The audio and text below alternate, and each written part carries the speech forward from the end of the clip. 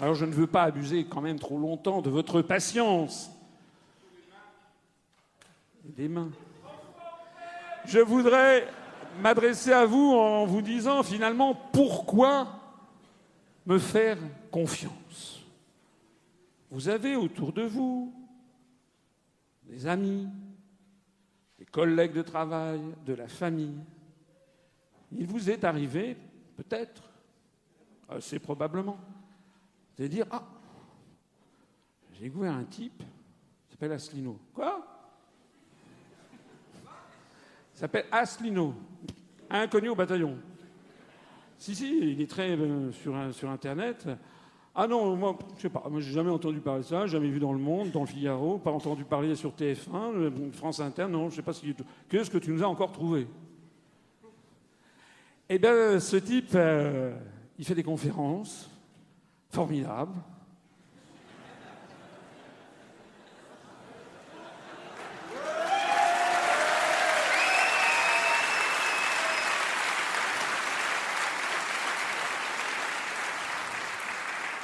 Et en plus, il n'est pas comme les autres.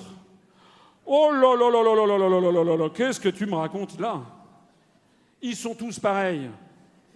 Ils sont tous pareils. Il a fait quoi comme école, ton type ? Oh,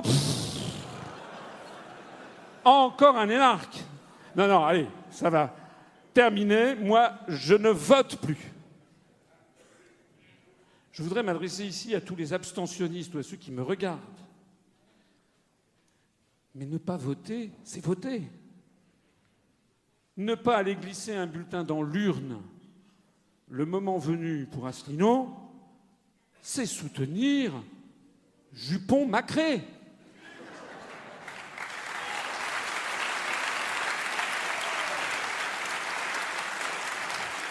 Alors, pourquoi me faire confiance ? Eh bien, comme je le posais les questions, vous savez, j'adore les questions bêtes, c'est une de mes marques de fabrique. Pourquoi je vous posais des questions bêtes au début, je vais vous en poser maintenant. Est-ce que vous vous feriez soigner par un médecin qui n'aurait pas fait d'études de médecine ? Oui. Est-ce que vous monteriez dans un avion dont le pilote n'aurait pas son brevet de pilotage ? Est-ce qu'une entreprise embaucherait comme responsable commercial quelqu'un qui refuse d'aller rencontrer ses clients ? D'ailleurs, au passage, je peux vous dire qu'il n'y a pas beaucoup de candidats à l'élection présidentielle qui en aient fait autant depuis 10 ans pour aller voir ses compatriotes.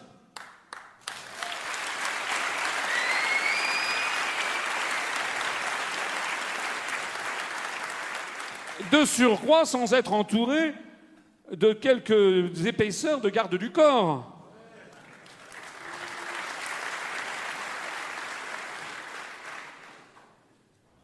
Il y en a encore moins qui vont voir des maires.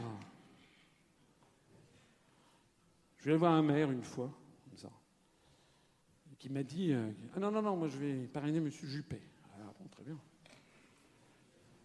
Mais j'ai dit « Mais M. Juppé, il n'a pas besoin de vos parrainages. Il va en avoir 4000. » Ah oui. Non, mais j'aime bien Juppé.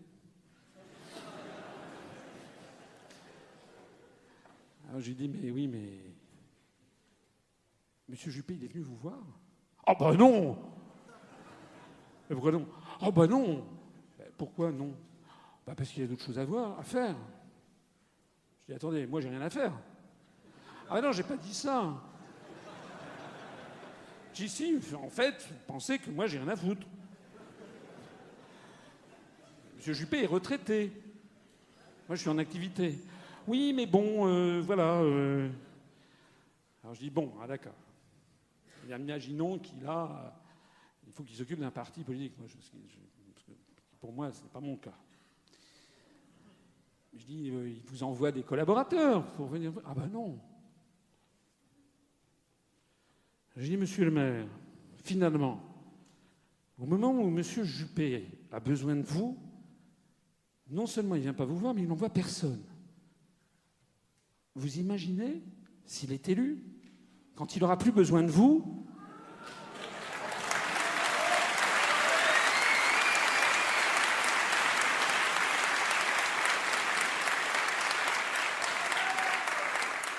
Est-ce qu'une entreprise embaucherait comme PDG l'ancien dirigeant d'une entreprise en faillite? La réponse est non. Je vous signale quand même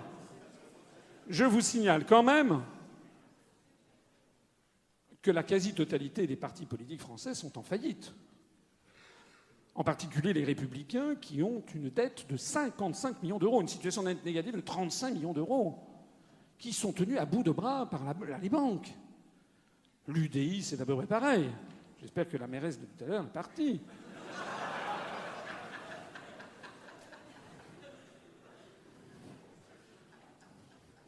À Nouvelle-Donne, c'est encore mieux, puisque le Bureau national vient de saisir le procureur de la République contre les agissements de son candidat à la présidence de la République, Larouturou. Les Verts sont en subclaquant, le NPA n'existe quasiment plus, je ne parle pas du Parti socialiste. Voilà des gens qui passent leur temps à défiler à la télévision pour nous donner des leçons de grande gestion, pour nous expliquer qu'il va redresser la France. Les Républicains ou le PS touchent des dizaines de millions d'euros d'argent public par an, c'est votre argent et le mien d'ailleurs, et ils trouvent le moyen d'être en faillite. Nous n'avons 0 euro d'argent public, nous n'avons que votre argent, et nous sommes avec une structure financière qui est tout à fait satisfaisante. Alors, la première chose, n'est-ce pas, c'est que pour juger de quelqu'un qui peut gérer son pays, regardez déjà comment il gère ses propres finances. Regardez déjà comment il gère son propre parti.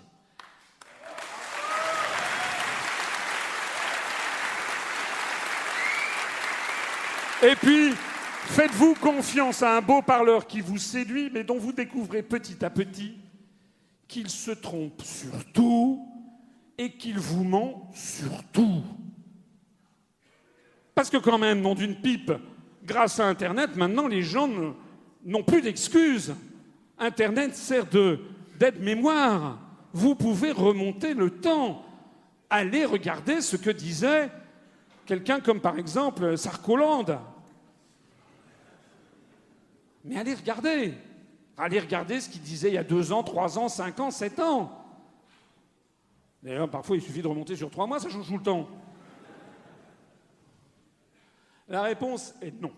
Alors, petite fiche technique de la personne que vous avez devant vous et du mouvement politique qu'il a créé. Nombre d'électeurs de l'UPR aux élections européennes du 25 mai 2014, 77 136. Plus que le NPA. C'était notre première élection en étant blacklisté de tous les grands médias. Nombre d'électeurs aux élections régionales du 6 décembre 2015, 189 046, c'est-à-dire plus 143%.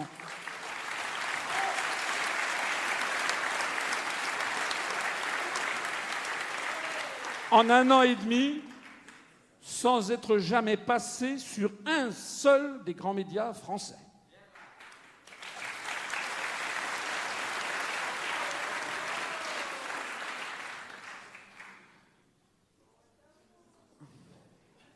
Qu'est-ce qui se passe? Il y a un petit problème, excusez-moi. Rang de consultation du site internet parmi tous les sites des partis politiques français au 15 octobre 2016 aujourd'hui, premier.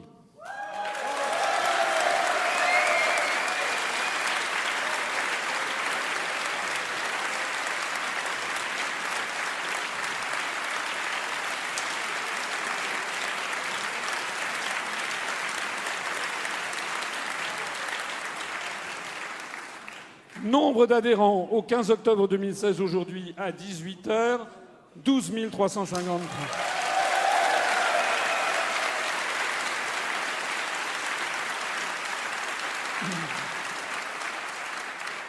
Nombre de responsables de l'UPR mis en examen ou cités dans des affaires délictueuses ou criminelles au 15 octobre 2016, 0.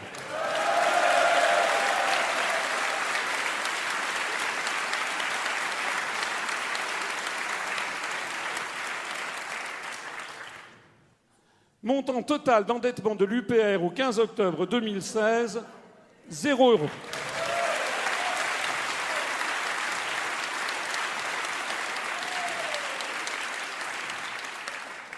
La case qui manque tout à l'heure, mais il y a un tout petit problème technique qui est apparu, c'était le nombre de mots changés dans la charte fondatrice du 25 mars 2007, 0.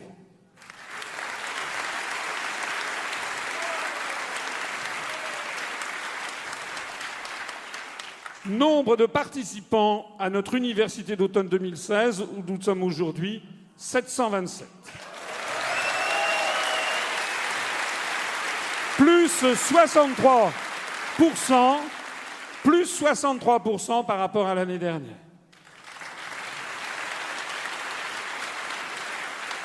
Nombre de promesses de parrainage.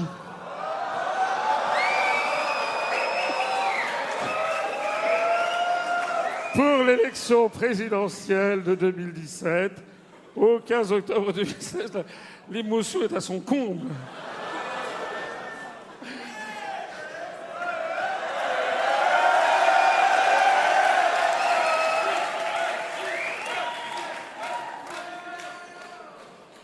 Déjà vraiment beaucoup.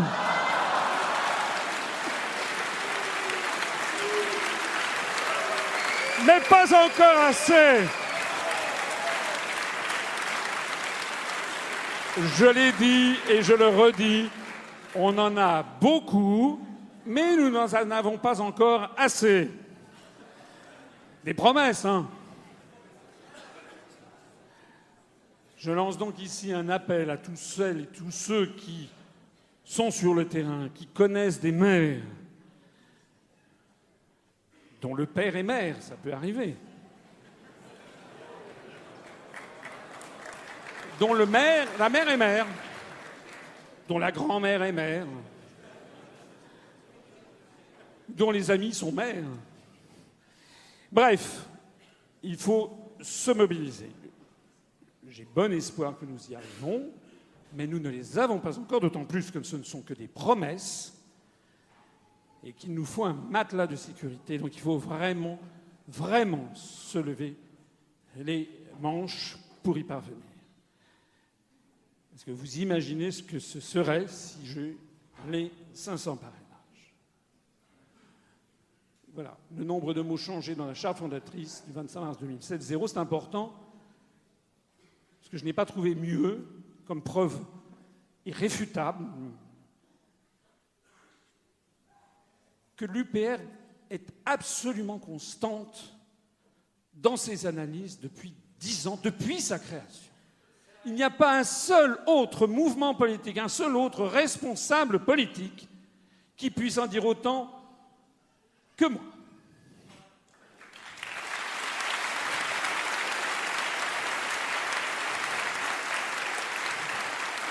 Alors pourquoi me faire confiance? Je suis bien obligé de faire un peu ma promotion, ça n'est pas sur TF1 que vous la verrez.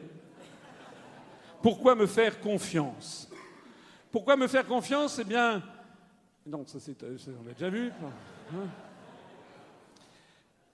Parce que j'ai une très grande expérience professionnelle, à la fois des finances de l'État et de la diplomatie au plus haut niveau. Il n'y a pas tant de candidats que ça qui peuvent en dire autant.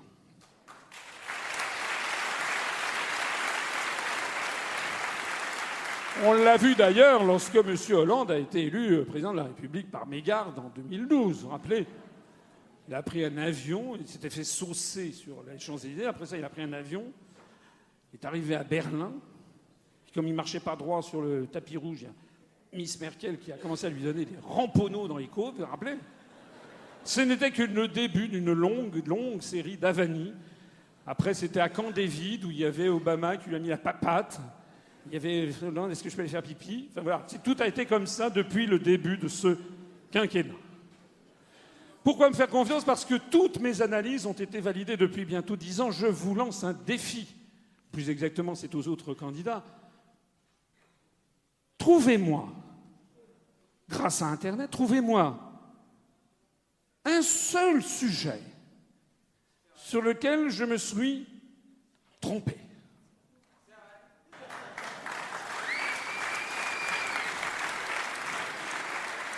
Pourquoi me faire confiance? Parce que parti tout seul. Le moins qu'on puisse dire, c'est que j'étais seul. Et sans aucune aide médiatique. Ça continue d'ailleurs. sans aucune aide politique, ça continue, et sans aucune aide financière, j'ai bâti le parti politique en plus forte croissance de France.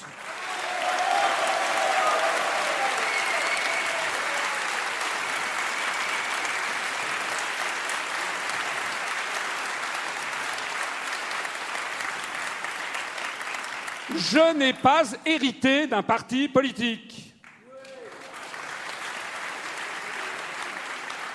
Je n'ai pas fait des crocs en jambes chez les petits copains pour arriver à la tête d'un parti politique. J'ai créé un parti politique qui est le parti en plus forte croissance de France. Si c'était une entreprise, j'aurais droit à Challenge, aux Échos, etc. Ça serait I would be a winner. Yeah. Oui. It will be a success story. Vous pouvez me faire confiance parce que ce parti, qui ne vit que de l'argent de ses adhérents et donateurs, est extrêmement bien géré et qu'il a une situation financière solide puisque son endettement est de 0 €. Je l'ai dit tout à l'heure.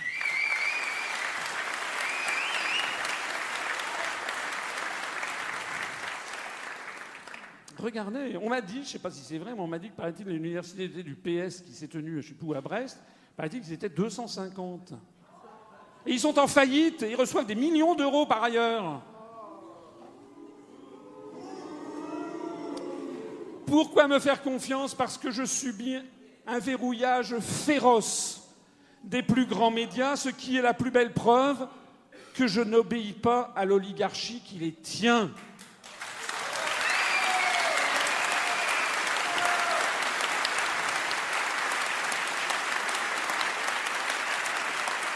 Mon seul patron, c'est le peuple français.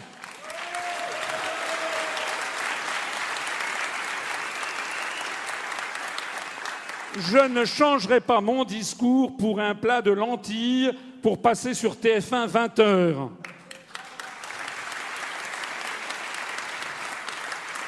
Pourquoi me faire confiance? Pourquoi me faire confiance? Parce que les Français ont pu vérifier depuis bientôt 10 ans que je dis toujours ce que je fais et que je fais toujours ce que j'ai dit. Pourquoi me faire confiance? Parce que j'aurais pu gagner des fortunes plutôt que de faire de la politique, compte tenu des diplômes et de la carrière que j'avais obtenue en début de carrière.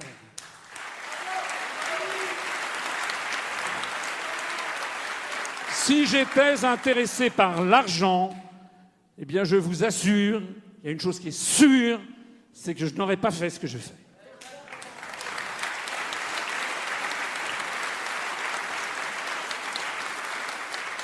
Pourquoi me faire confiance? Parce que j'ai un casier judiciaire vierge.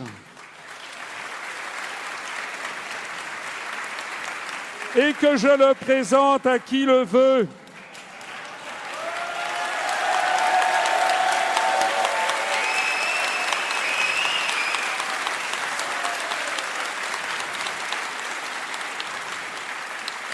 Il est quand même incroyable de voir qu'il y a des dizaines de professions en France où il faut un casier judiciaire vierge pour être agent d'accueil de la SNCF, pour être sage-femme, pour être commissaire aux comptes, pour être fonctionnaire, pour être gendarme, policier, sapeur-pompier, taxi. Mais pour être chef de l'État, on pourrait avoir un casier judiciaire qui serait noir comme du charbon.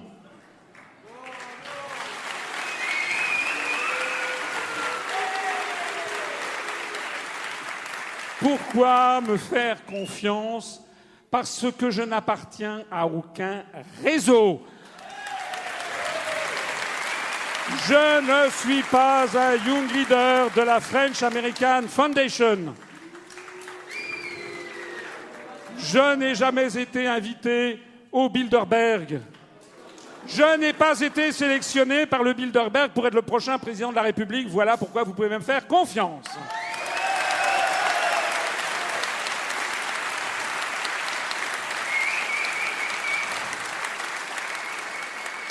Pourquoi me faire confiance? Parce que si j'ai consacré tant et tant d'efforts depuis 10 ans, parce que j'en ai vraiment consacré, et ça continue, c'est par amour pour mon pauvre pays. C'est par respect pour toutes les générations qui l'ont bâti. Je pense souvent à des gens que j'ai aimés étant petit, des grands-parents, des grands-oncles, de grands-tantes, qui sont morts depuis longtemps et qui, souvent je pense à eux, je me dis, mais qu'est-ce qu'ils penseraient s'ils revenaient? J'ai consacré tant et tant d'efforts depuis bientôt 10 ans par la conviction que collectivement, nous n'avons pas le droit de laisser détruire la France.